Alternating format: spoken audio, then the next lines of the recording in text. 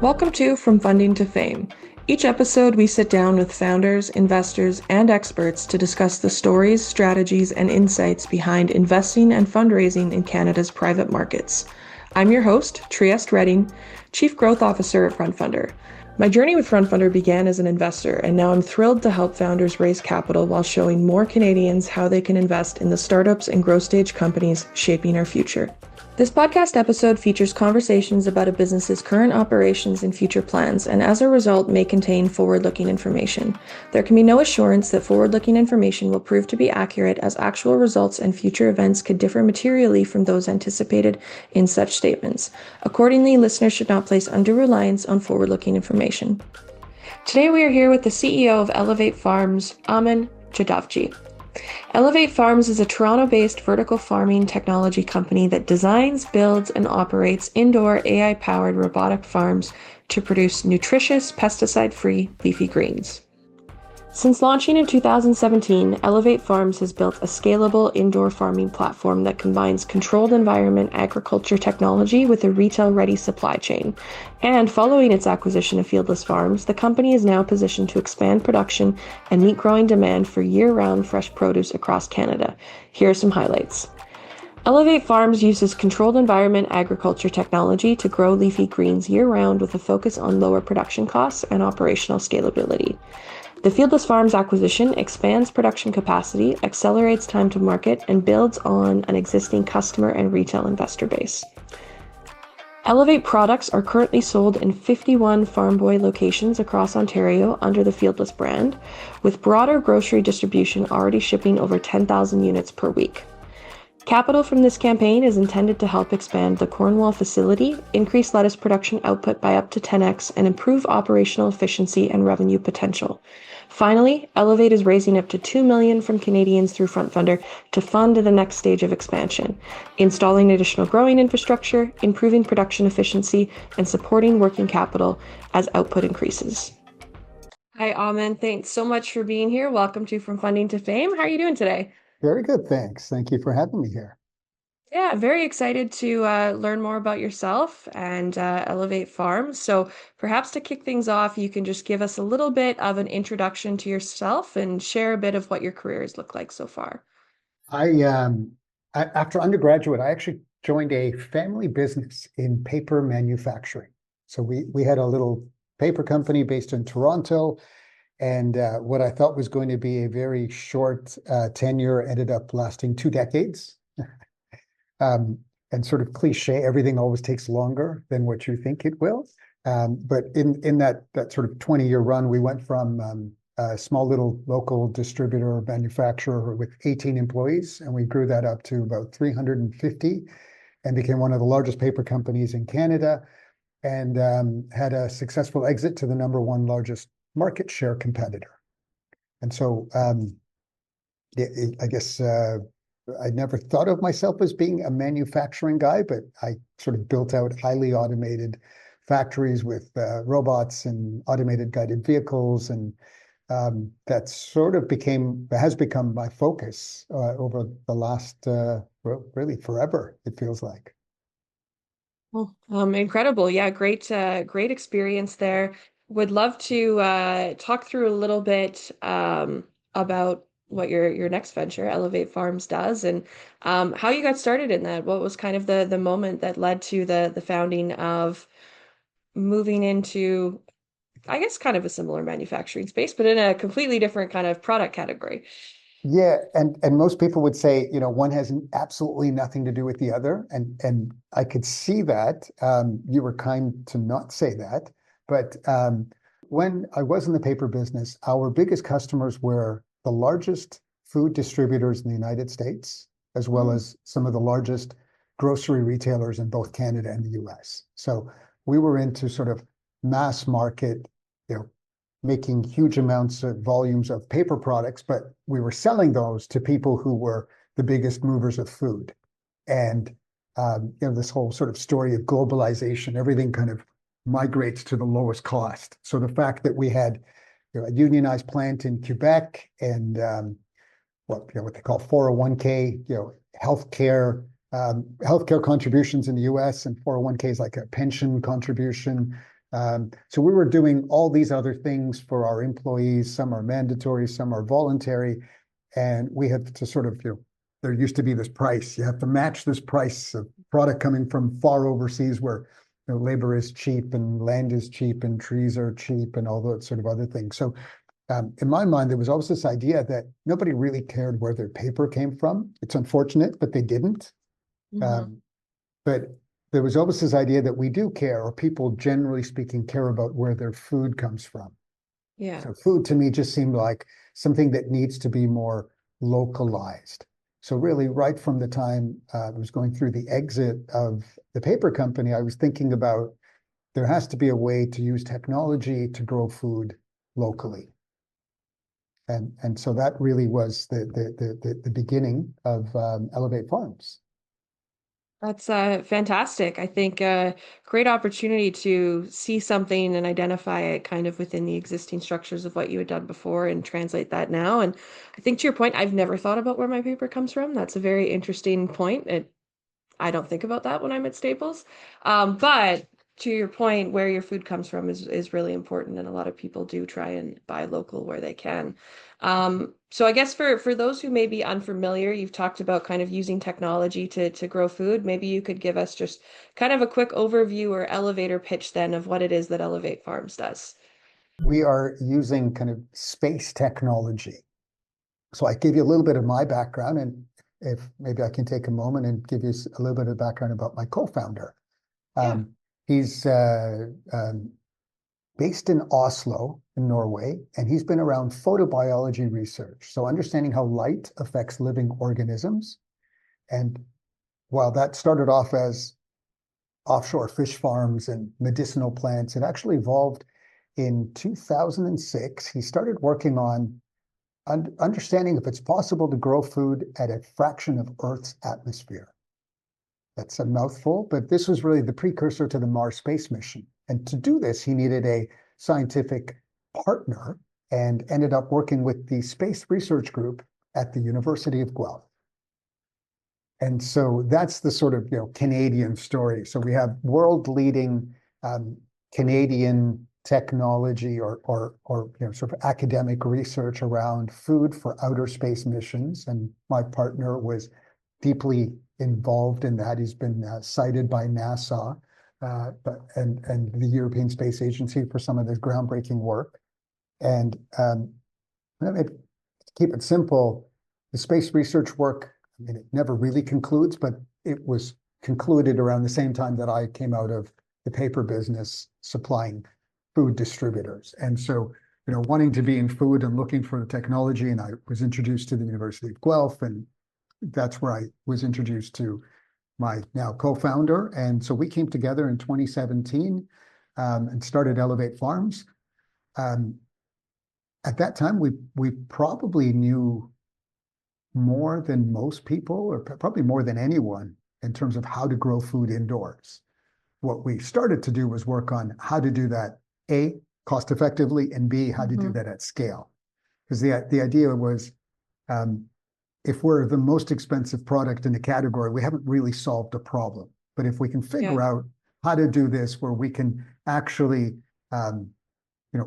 appeal to consumers, right? And so it has to be Yeah. kind of in the range of pricing, and it also has to be more than selling to the neighborhood store. There's nothing wrong with that, but we were not trying to grow 200 pounds. We were trying to figure out how to do 2 million pounds, and so huge difference. And I'm sorry if I've offended anyone. I should be talking in kilograms, not pounds. Oh, no worries at all. I feel like in the Canadian market, we've got a weird combination of the metric system and the US's system there. If you asked me my height, I could never tell you it in meters.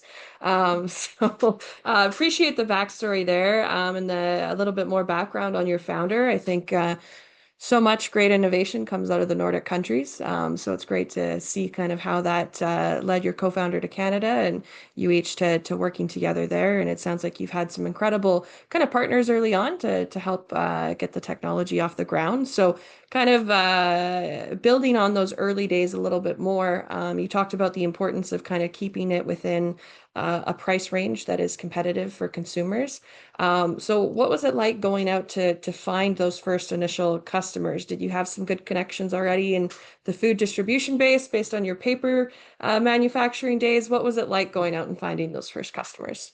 Before we even started, I, I, um, well, like I mentioned, I had some good tie-ins with some of the large food distributors in the US. And so we actually managed to get an LOI, a letter of intent, very quickly from the largest US food distributor. Their core team kind of flew up. We didn't have a facility yet. So they flew up to Toronto. I picked them up at the airport and drove them all to Guelph. And we showcased the technology.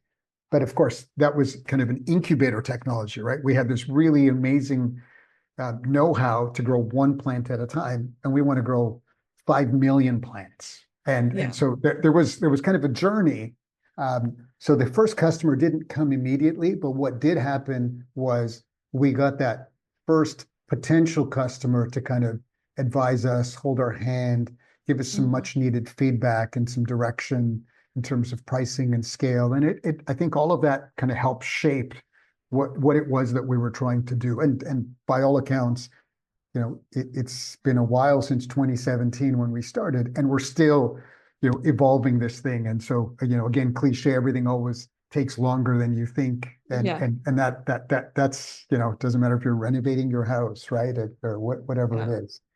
Um, but there is this, if I can maybe step back, there's kind of by definition, deep tech or deep technology Hmm. is sort of it's looking at a big world problem and understanding that in order to come up with a solution, it's going to take a lot of time and a lot of money. And I Yeah. think that's the way we approach this, is that if we really want to be impactful, then we're not going to rush to, you know, sell something quickly. What we're going to do is figure out how to solve this problem. And the problem, I mean, we already knew how to grow food. It was now, how do we do this cost effectively? And again, how do we do this at scale?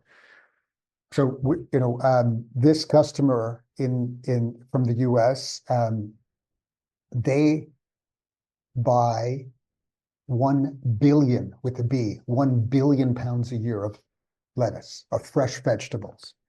That is enormous. I mean, it's I don't know how to compare that to someone in Canada. So, um, but it is it's kind of mind-boggling that there is this whole kind of supply chain and logistics, and there's risk and there's risk mitigation, and us sort of trying to navigate a role in this supply chain. No, absolutely. Definitely, I think bringing a technology like that onto the market is no easy feat. And as you noted, there's a lot of iterations and adaptations of things as you go. So I guess when you were in those early stages, were there any significant kind of hurdles that you faced, and what were those steps that you took to kind of adapt and overcome at that point to keep the business moving forward? I mean, it's almost endless. You always, in theory, try and anticipate what the problems are, right? Like the art of war, and and then mitigate that. We sort of saw this, taking the tech, figuring out how to make it more efficient, figuring out how to increase the capacity and the volumes, and that means building larger production units and um, having more robust automation. Um, and then this is going to sound so cliche, but it's data. Like Mhm. we grow plants. So I haven't got into this, but this whole sort of background of my co-founder was around photobiology. So understanding how light affects, in this case, fresh green leafy vegetables. And so there are sort of unique lighting algorithms that optimize the growth of these plants. And so we started to understand how to minimize energy and achieve, the outcome. And that outcome is Mhm. standard plant. We're not trying to make a weird looking plant. We're trying to whatever that, if you buy Yeah. kale in the supermarket, we want to replicate that kale. How do we replicate that kale using the least amount of energy? Well, that took a lot of time to figure out, is it more blue light? Is it more green light? Is it more red light? Is it, only white light? And all of these kind of, we went through this process and we continue to refine and tweak and essentially come up with with these algorithms, which is all based again around data. Yeah. No, And it's fascinating. And I think that's something that, traditionally when you're growing food, you don't have access to that level of data. So the fact that you're able to bring that to the table and optimize outcomes based on that is really fascinating.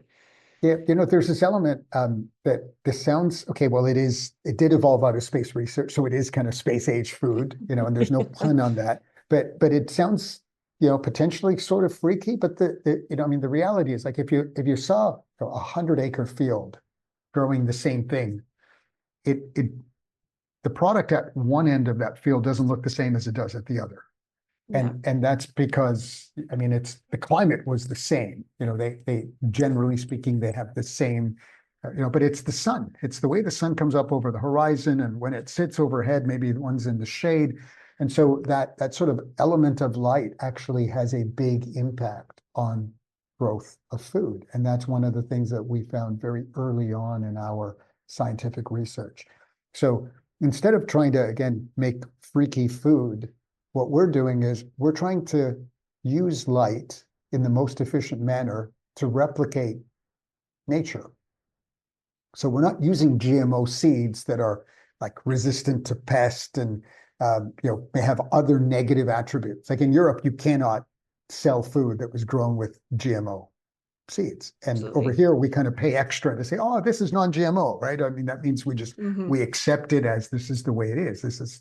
But in this case, we're the powerful thing here is we can actually change the outcome by changing the color of light. And that's sort of the reverse of what, like, we're trying to figure out the most efficient way of doing this, but we could grow something where the flavors are even more pronounced. We could grow something where the iron or the calcium is even higher. And that's kind of remarkable that, like, I mean, we're all sort of affected by light, and so are plants, and we can use this. Food is your medicine.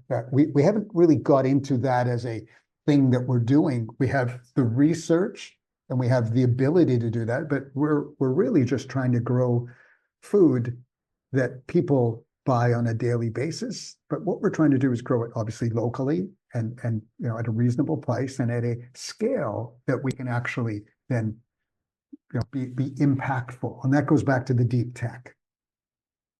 Absolutely. Well, I appreciate that in-depth kind of overview there on how you guys are really solving this problem in a unique way. Kind of jumps into the next question that I was going to ask, which is on value proposition. But I do want to take a moment to really highlight your mission as well, being that Elevate Farms, your mission is to design, build, operate vertical farms that produce flavorful, highly nutritious food at scale, as you said, while contributing positively to both people and planet. So, yeah, it sounds like really not only do you have this great technology that's giving you the ability to kind of grow more, control this environment a little bit more, but you're really doing it in a unique way through light, which I hadn't even thought about, which is really unique. I think oftentimes when growing food, you think about temperature and a lot of other factors, but the fact that you guys have identified kind of an algorithm with light and how that controls things is really, really fascinating. So, I guess just anything else that you want to add in terms of the mission of what you guys are doing and how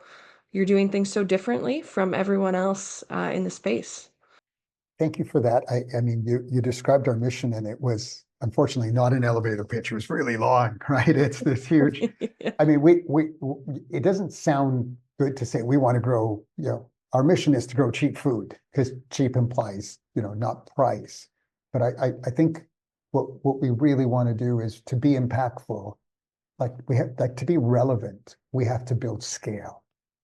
And having been around manufacturing really, my whole life, um, if you think of it this way, once you have a machine, I mean, that's the machine. Like if you bought a car that has a top speed of 140 kilometers, it's not going to suddenly go to 180 because you're in the driver's seat. So you're once you have this thing, that's all it does. It doesn't suddenly get better. In fact, over time, it probably deteriorates and gets worse.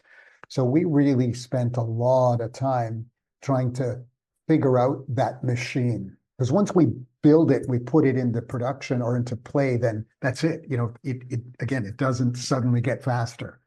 And so the goal right from the beginning was, and this is where, talking to those big distributors right at the beginning that buy an enormous amount of food was, if we're going to be relevant, like something simple, we got to do 30 pallets a day because that's a truckload. Yeah. Well, 30 pallets a day is, the equivalent of millions of kilograms a year. And with all the hype in the vertical farming industry that kind of sort of came and left, nobody's hit that mark yet. Mm-hmm. And so, building scale and building solutions are challenging. And that's where, we really then focused on trying to find a way to do this. And so, yeah, it's been a journey, but the mission exactly is that, and we want to be wherever we are, it's going to be local. So we want to grow local food, and we want to feed people locally. The neat thing here is, we're a Canadian company, and we haven't got into our recent acquisition and what brought us over to FrontFundr, but that is, what we believe is another Canadian champion that has a great brand, and I guess we'll get into that in a sec. And the tech evolved out of world-leading space research. Again, a great Canadian story that's within that network is a global champion. So we're sort of putting together this kind of layers of great Canadian champions, and we're kind of putting them all under one roof and hoping to feed more Canadians. Absolutely. Well, leads well into kind of where I wanted to go next. And I think let's kind of merge some questions together so we can get into the acquisition and some other things. But first thing I wanted to touch on is really the market opportunity that exists. I know you touched on earlier kind of how much within the produce space is imported. And the fact that growing the food locally here, I think really gives us a great opportunity to shore up, our own supply chain, so we're less dependent on weather events elsewhere, geopolitical disruptions, whatever it might be. And then you've also touched on, of course, how being able to do that at scale. And I imagine kind of the recent acquisition is part of that planning as well, to be able to reach a bit more of the Canadian market. So perhaps you can touch on the market, and then let's then, I think, segue well into the Fieldless Farms acquisition that happened earlier this year. And I had a great chance actually sitting down with John for a similar interview as this on our podcast when he raised with us. But would love to know a little bit more about what drove that decision and what it means for the business, and how you guys are looking to, I guess, kind of expand and increase your market share abilities with that purchase. Okay, fantastic. So you touched on a few things, so maybe I'll go back to this. So I guess the largest consumption fresh food are typically, depending on countries, it varies slightly, but it's potatoes and tomatoes, or tomatoes and then potatoes. And then lettuce is usually number 3 or 4, again, depending on the country and slight different variations. We, right from the beginning, focused on leafy greens, lettuce and salad and herbs and these sorts of products for 2 reasons. But primarily, I mean, the first reason is, unlike potatoes, you can't store them. Like, potatoes get harvested and then they keep for the whole year. And apples, the same thing. They get harvested in apple season, and apples are great, but you can buy them all year round in the supermarket. No one says, "Oh, there's apples." I mean, they were only harvested in October. Why can we still buy them? Well, they keep.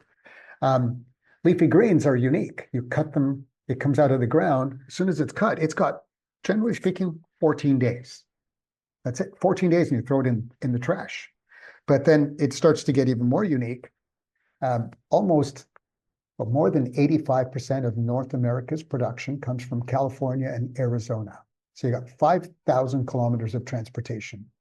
And California and Arizona are two of the driest, most water scarce regions in North America. And so you start to look at this and you say, well, like Canada is actually the largest importer of salad in the world. I mean, so there isn't a restaurant where you could go to that doesn't have salad on the menu. Yeah. And it only lasts for 14 days. And guess what? 5 of those 14 days were gone for transportation, distribution, and processing, because it comes out of the ground, it goes to a processing plant where it gets chopped, washed, bagged, and then we get this product that shows up in the supermarket.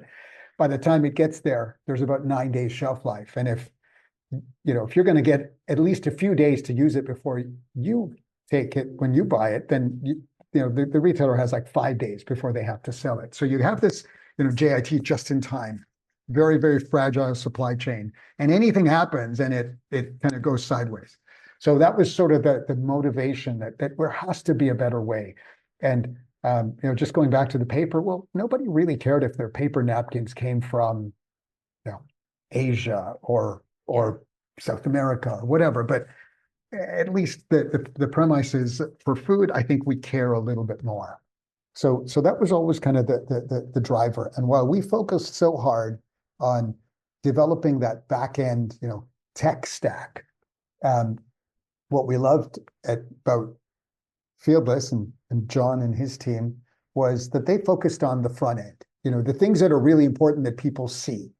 And that's a brand, building loyal customers and a customer following, innovative packaging, all the things that you have to do to be successful to consumers. And quite honestly, and this is not a right or wrong thing, Elevate didn't focus on any of the things that Fieldless focused on, and we focus on all the other things. And again, that's just because I'm a manufacturing guy, and I said, we got to figure this out first. And then, it's not the attitude of, build it and they will come, but if you don't build it, then you're not getting anybody, right? So that's where this was a phenomenal kind of opportunity for us to put, again, I'm gonna say it again, and we'll probably end with this one more time, but it evolved out of like Canada's contribution to space. So we're kind of world leading space technology, and off the back of that, we developed this really, really great world leading technology for vertical farming at kind of a huge scale. And we're adding to that this front end layer of the customers. And again, that we always knew that would be an important piece of this. We just hadn't got to that. So putting all of these, I'm going to say, Canadian champions together, this is just a great sort of local story, and it will become a global story, but it starts right here, right? It starts. I mean, unfortunately, it's starting in Ontario, not across the country, but we are the second biggest country in the world, so you got to start somewhere. Yeah, absolutely. Well, I really appreciate the overview of kind of the industry and the market, and bringing it back to the opportunity there that existed with Fieldless. I mean, it sounds like the businesses could not be more complementary, which is fantastic as you're looking to grow. I remember when we had Fieldless initially come on the platform, and one of the things they talked about is just how much their customers loved their lettuce. And they would get so many emails from customers saying that they loved this particular brand of lettuce. And I think that's a pretty incredible feat to accomplish. You don't often think about having an affinity towards your lettuce brand, and the fact that they were able to create that is pretty amazing. And then you look at the technology side of it that you guys are working on, and kind of really leveraging all those aspects of what they're developing in space tech and deep tech is very fascinating. So I think it does truly create a nice powerhouse there in the Canadian market, to be able to push this forward.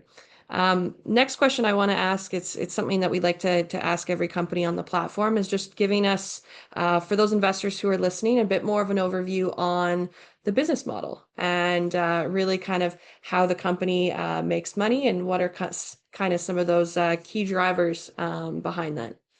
Yeah, no. So look, there was already a lot of momentum happening at Fieldless before we put the two companies together.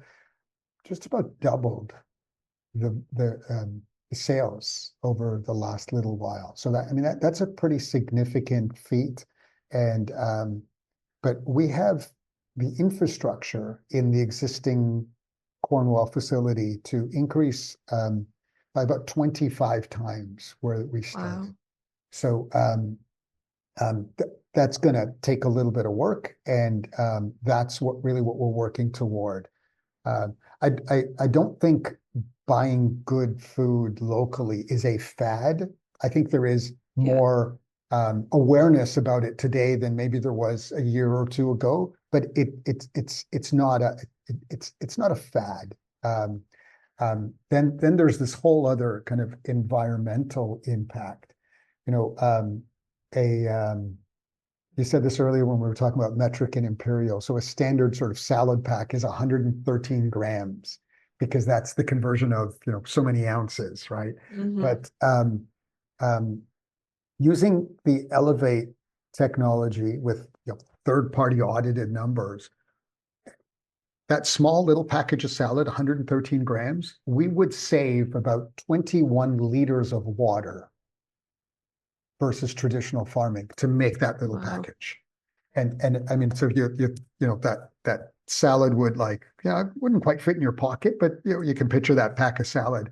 I mean, 21 liters is a suitcase. So, you know, astronomically more proportionate to the thing that we're growing. But Yeah. you know, the unit of measure in traditional agriculture is called an acre foot. And it's literally, if you could picture an acre of land, which is Yeah. 45 or 4,400 meters, if you want to talk meters, uh, 30 centimeters tall. That's an acre foot. It's just in an Mm. enormous amount of volume.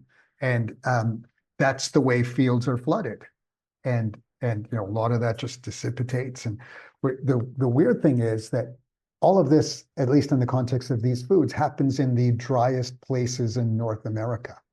So, you know, you think about, like, how sustainable is it that our food's coming 5,000 kilometers from a place that is struggling to have enough water? And there's more than enough Yeah. documentaries about the people that live in those areas that don't get access to water because the water was sort of grandfathered in for agriculture. And so there's all kinds of other, you know, I don't want to go there. We're going to stick to what we're talking about. But there's just this, you know, there's this whole other level of what we're doing, and it's local, it's great quality, and now we really want to build on that. And to build on that, you know, we need adaptation, right? Change is Yeah. hard. If it ain't broke, don't fix it. And that can't always be the attitude, right? There has to be a better way. And that means we got to create awareness. And that's really what we're trying to do is, you know, build this, correct. We built the back end, and now we got to work on the front end and get this thing going sort of one piece at a time. So needless to say, so what that is here for our fundraising, we're looking to raise some money to expand kind of the next step of operations expansion. And these are, let's say, relatively small. We're not going to get to 25x with this fundraise, but what we are Yep. going to do is be able to increase some of the flows and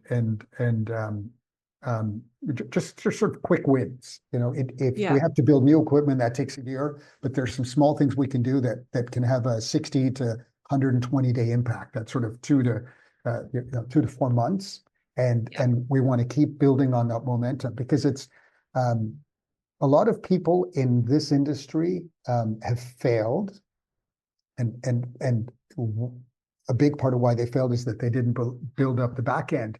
But then in the eyes of the retailers, even if customers like the product, the retailers are saying, yeah, but you never have enough. You know, you're always back ordering. Hmm. So we don't want to buy from you. And they would rather buy a worse quality product from a more reliable supplier. And honestly, you can't blame them because their job is to make sure there's product for customers to buy. Yeah. And so if we don't take those sort of small improvements and increase production and sales and therefore reliability to you know, and get more shelf space, then someone else will take it. So Yeah. as much as we want to do the big things, we also have to kind of bring this down to grassroots. So we are looking to raise this funding here. And we hope that it creates more awareness and hopefully builds more loyal customers. And Yeah. I mean, you own a piece of the company. Um, but it also is so that we can do these kind of smaller things where we can increase production and therefore revenue in a quicker timeline while we work on the larger things, which take more time. Absolutely. Well, really appreciate you walking through that in more detail. I think to your point, not wanting to get into some of the themes too much, but I think that kind of comes back to your mission of wanting to do good as well for both people and planet, and the fact that so much water is used in the process traditionally. You guys are really finding some ways to do new inventive things that have greater benefits, even beyond just kind of getting product in shelves, which is fantastic to see. I know you touched on as well kind of what you're hoping to achieve with the raise, which is great. Would love to talk a little bit more about the traction that the company has had to date. So I know you touched on there a little bit, in a certain number of stores, you're hoping to grow that, grow your capacity. So maybe you could walk us through kind of outside of the acquisition. What are just some great traction points that you guys have had so far along the way with Elevate Farms? Yeah. So look, on the consumer-facing side, we recently launched a new product. It's like a baby spinach, which, quite frankly, a lot of people have had a very hard time to grow and has Mm, a tremendous potential because there really isn't indoor grown, year-round supply of baby spinach. So not trying to make, pointed statements, but yeah. there's a tremendous opportunity there. Um, so that was exciting, and we're still again, this is part of it. We're still continuing to add on more capacity and build on that. We've also increased the number of retailers. So with Real Canadian Superstores, we were only in the Ottawa area, and that's just Yeah. geography of where Cornwall sits. Um, but we couldn't really grow that until we have more capacity. So we've Hmm. started to expand the number of stores coming across the Eastern GTA, and we're looking to continue to expand both east and west. So going sort of east from Cornwall as well as west from the outside of the GTA. And again, all of that means the opportunities there, and we have to make sure that we are a reliable um, supplier. Beyond that, we are in talks with almost every other retailer, but we're going to have to. I think this is part of the larger expansion that'll come through over the next 9 months. So we're trying to do the little things and get the little wins, and at the same time, look at the big plays for the larger wins. And Absolutely. and and that sort of idea, under promise, over deliver. I mean, I think it's Hmm. just the gentle balance. We can't promise everything when you know you can't, supply it.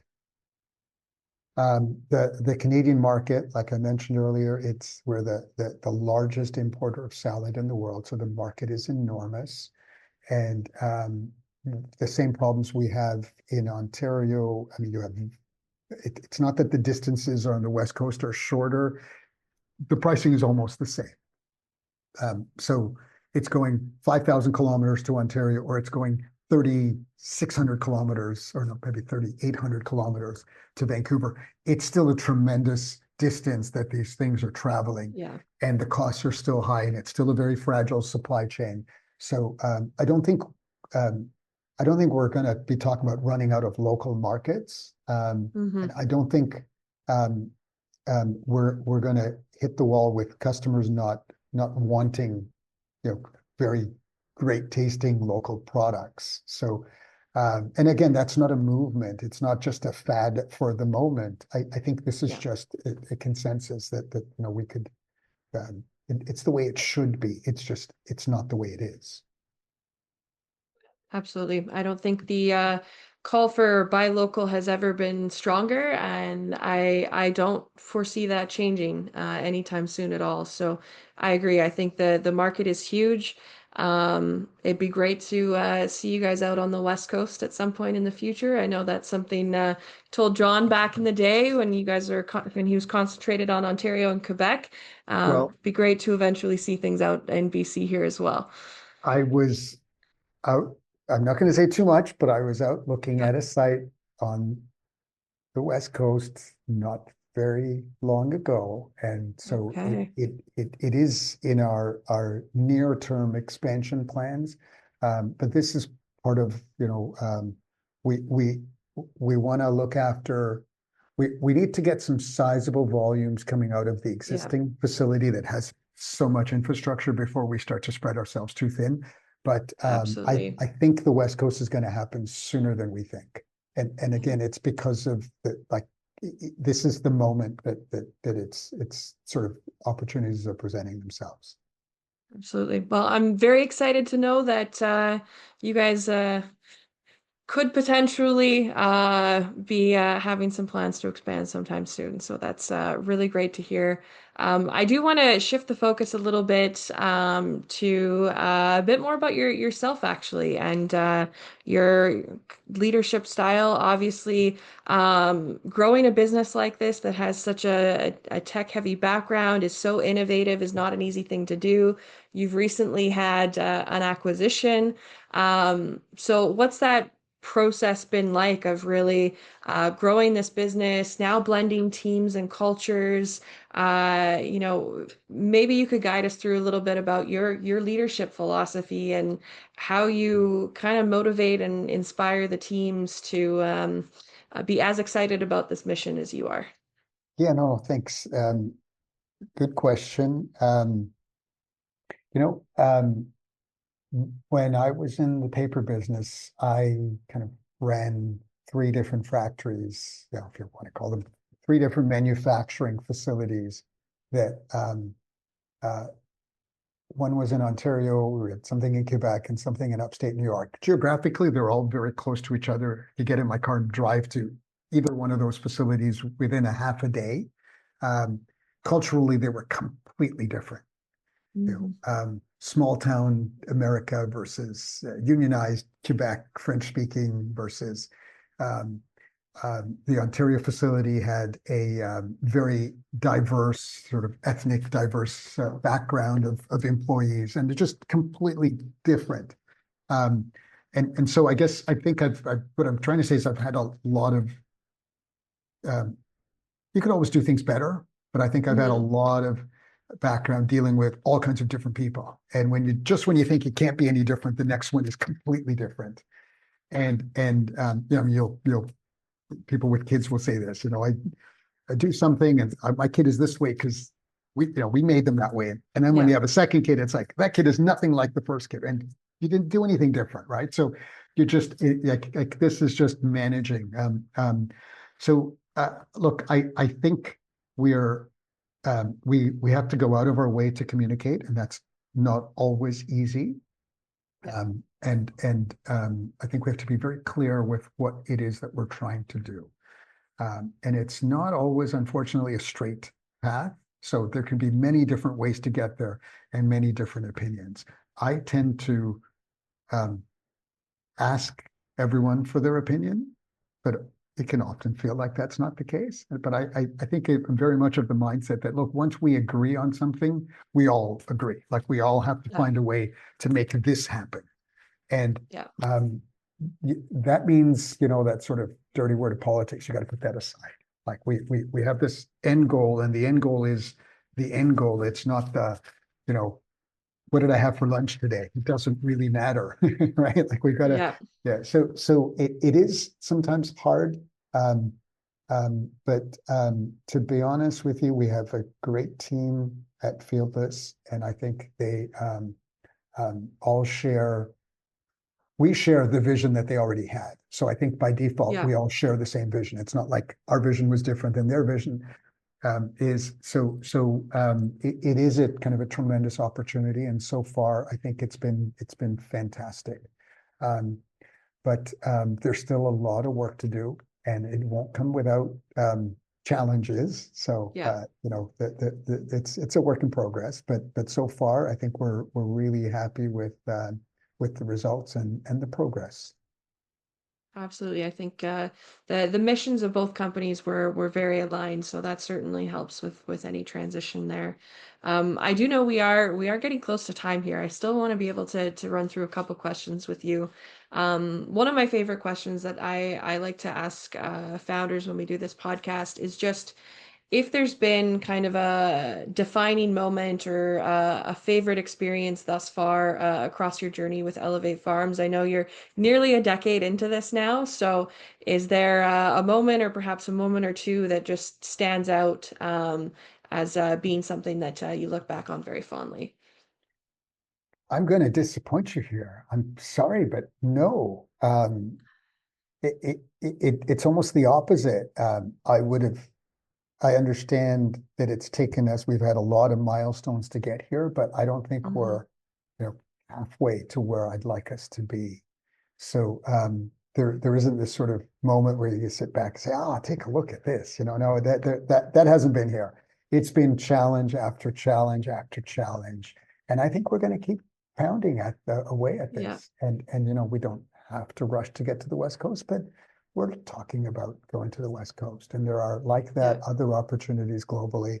I think we want to continue to be impactful, but I think we have to be more out there, and we're not yet yeah. more out there. So I'm sorry, I don't have a great moment that I can tell you, cigars and That is. champagne or scotch. None of those things mean anything to me. It's we got to keep driving this thing. That is okay. I think you've got a big vision and big expectations for yourself because I think looking outwardly at your journey, there's certainly been some big moments that I think are very impressive. I think one of them being just how much you guys have raised to date from institutional investors too. I think you've raised over 40 million, is it, to kind of bring the journey to where it is today. So would love to just touch on a little bit what your experience has been raising capital through more traditional sources and now you've gone this route of community capital, kind of following in Fieldless's footsteps from last year. So would also love to hear a little bit about why you wanted to kind of take that step and now kind of, in addition to institutional capital, add some retail investors to the fold as well. Yeah, and there's an argument that maybe we've done this backwards. Like you start normally with the it's not a bigger or smaller or right or wrong, but in Yeah, in our case, look, raising money has always been hard. I think generally speaking, and I think the last 4.5 years has been harder than the previous 10. yeah, So we haven't timed it right, if that's but I think from the beginning, um, I was looking for patient capital. So at the very beginning, it was this is going to take some time to build. We're not going to do this thing, go public in 6 months and cash out. That it was the opposite. It was like, guys, we have the ability to be really impactful. It's going to take some time. yeah, I'm like I said, have I would like to see us further down that path at this point in the journey. But the challenge was in the past was finding patient capital, taking that kind of deep tech approach. And so we have BrightSpark Ventures. BrightSpark Ventures, a leading Canadian venture capital fund, is our lead institutional. They typically do early seed, and so they kind of came in, saw this potential opportunity, and as Mark from BrightSpark says, swing for the fences. We're hmm, gonna go big. So we had that backing, which kind of helped us structure the company in a way that is more appealing to those sorts of institutional investors. But the reality is, not everybody wants to put money into something that takes a long time, number one. yes, And then number two is, once we figure this out, it's not like software where, okay, we've made the software, we can make, like, you can download it a billion times. We have to, every time we want to replicate this, we have to build a factory, and that costs tens of millions of dollars. So, it's asset heavy, and it's also very expensive upfront to build this thing. And so again, the funnel of people that you could potentially talk to, and you talk about patient capital, it gets smaller and smaller. Yeah. We've been really lucky. From Elevate, we've had really good shareholders, a handful of significant ones, and really a couple very significant ones that have kind of been by my side kind of every step of the way. But we never considered doing this sort of retail FrontFundr type raise because we were kind of a B2B company that didn't, still probably arguably doesn't have a very good website. So we've done a lousy job of telling people how great we are. And I think now it's the opposite that we knew we made great products. We now want to put them in the hands of people.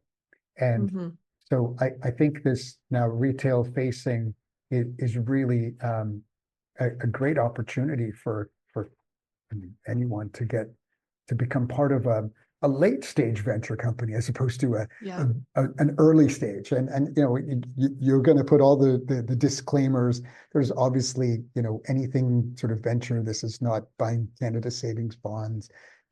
There is risk, but so much money's gone into developing the tech, and now the money's going into increasing sales, and so it feels like this is maybe backwards from traditional startups, but it feels like this is a really good time to now start to build on that mission of customer awareness, getting into stores, getting in front of people, and again, change. Like progress is change, and change needs support, and we're looking to Canadians to help support us for quick and meaningful impact, not 10 years from now, but sort of immediate. Whatever we do, we increase sales in the next couple months. Absolutely. Well, I really appreciate you walking through that. I think you hit on some very large benefits of equity crowdfunding, really being that customers can become investors, investors become customers, et cetera. It can be a really good opportunity for businesses to increase revenue, have brand champions out in the world. And I think to your point, when you're a little bit more B2B focused, you may not as immediately see those benefits, but since you guys have expanded, kind of the consumer B2C division of the company, really seems like such a natural fit there. So happy that you guys are here now doing a raise. We're very excited to have you on the platform. So just as a final question or thought for today, if you could leave investors with 3 things to take away about Elevate Farms, what would they be? Well, I'm going to sort of blend them into one, but it's really this idea of taking great, like made in Canada tech and adding to it great, made in Canada brand. And we want to just put that in the hands of more Canadians. And sort of what, my post graduate journey was, it was always, people care. I think people care about where their food comes from. And if they don't, then we're going to help them, get that into their hands. And it really wasn't a choice up until now. So I think that this is we want to build a great Canadian champion. Absolutely. Well, I think that's such a great way to close the episode. What you guys are doing is fantastic. I think to your point, the demand for local buy Canadian food is so strong. You've got great Canadian tech. So excited to see a business like yours on the platform. And for those who are listening today who want to learn more, you can do so at frontfundr.com/elevate farms. There's a great video on the page. There's some nice perks as well, and a great overview on kind of the business and the acquisition of fieldless farms. So lots of information there definitely to dive into. And Amin, it's been such a pleasure having you on the platform. Really learned a lot today. So appreciate you kind of diving in on the tech and the industry and the market. So thank you so much for your time. Really enjoyed it. Fantastic. Thank you for having me. If you're new to the podcast, FrontFundr is Canada's leading equity crowdfunding platform, making it possible for everyday Canadians to invest in innovative startups and growth stage companies, an opportunity that was once reserved for only a select few. If you enjoyed today's conversations, you can explore our previous episodes. We featured some incredible guests, each with a story worth hearing. To never miss an episode, subscribe to From Funding to Fame on Spotify, Apple Podcasts, or YouTube. For the latest on investment opportunities and updates from FrontFundr, be sure to sign up for our weekly newsletter. All links can be found in the caption. This podcast episode is provided for informational purposes only and does not constitute investment or financial advice. Investing in private companies involves risk, and listeners should conduct their own due diligence before making any investment decisions. For full details on any offering listed on FrontFundr, please review the offering documentation available on the campaign page at frontfundr.com.